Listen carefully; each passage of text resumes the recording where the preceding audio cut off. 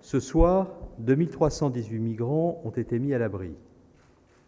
1918 majeurs ont quitté Calais à bord de 45 bus pour rejoindre 80 centres d'accueil et d'orientation situés dans 11 régions de France, et 400 mineurs ont été orientés et eux aussi mis à l'abri au centre d'accueil provisoire dans l'attente de l'instruction de leur dossier.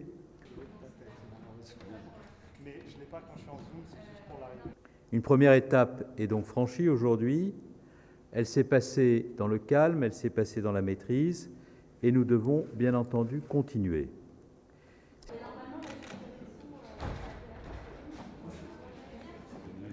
Ces centres d'accueil et d'orientation représentent une étape temporaire, j'insiste sur ce point, de quelques mois. Dans le parcours des migrants, ce ne sont pas des structures qui ont vocation à demeurer et qui permettront ensuite aux migrants, dès lors qu'ils y auront été mis à l'abri et pris en charge, de déposer une demande d'asile, puis d'accéder au statut de réfugié et donc à une vie normale et digne à laquelle légitimement ils aspirent.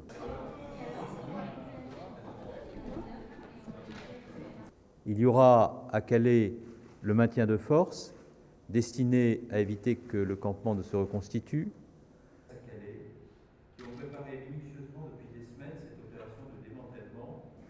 Je suis d'ailleurs en mesure d'annoncer ce soir que nous avons réussi à tomber d'accord sur les 2 points.